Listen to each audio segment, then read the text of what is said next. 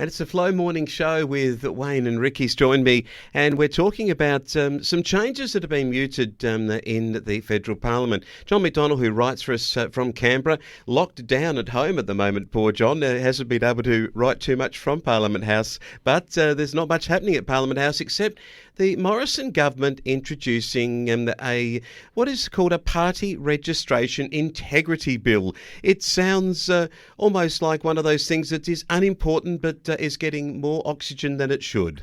Well, there seems to be a shutdown of democracy happening in Canberra at the moment. You've got the Chief Minister there, Andrew Barr, saying that they shouldn't even be sitting at the moment because of the risk with COVID, and now they're wanting to shut other parties out of being involved in the political process. This bill, John writes at flownews24.com.au, says they're going to triple the number of people you need to register a party to 1,500 people, and also regulate whether you can use the word Liberal, Labor or Democrats in your title. This is clearly aimed at the Liberal Democrats, which I was there the last time they tried to have a crack at them. Yeah, interesting, because Paul Kelly has pointed out in the Australian on the weekend that the Liberal Party's been attacked from the left and the right.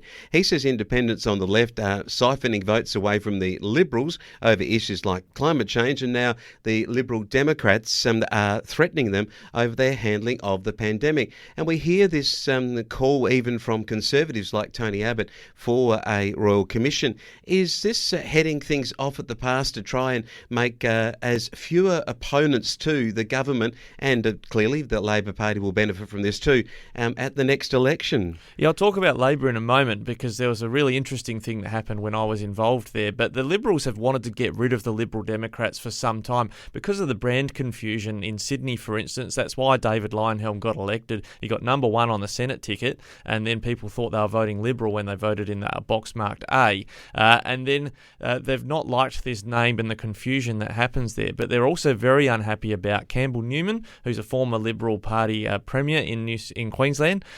He's going to run for the Liberal Democrats, and so is Ross Cameron, a prominent former Liberal and Sky News presenter as well. So they are really trying to turn the screws on the Liberal Democrats now that David Leyonhjelm's not in Parliament anymore. And of course, making legislation to outlaw any new parties by effectively making them have 1,500 members to start with. And to get that amount of members is not an easy feat. 500 members is still a significant number of people in a quorum who agree on a principle, who want to take their principle, say, to politics or into the political sphere. It would seem that this is being organised in such a way to make sure that smaller groups wouldn't be able to start up. That's what's very concerning about it, and why this shutdown of democracy, I'm really concerned about what's happening in Canberra, where they're talking about the Parliament not even sitting, or they're sidelining a lot of important things because of the pandemic.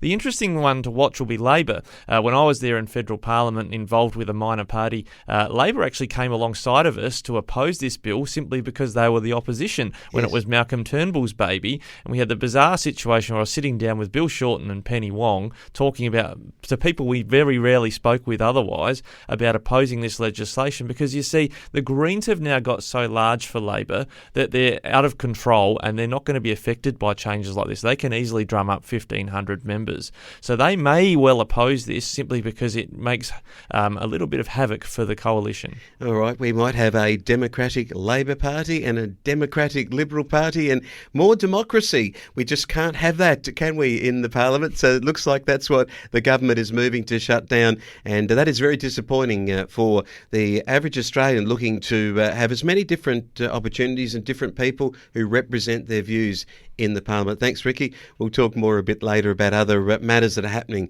in the sphere of federal politics, but also you can see this article from John McDonnell at flownews24.com.au.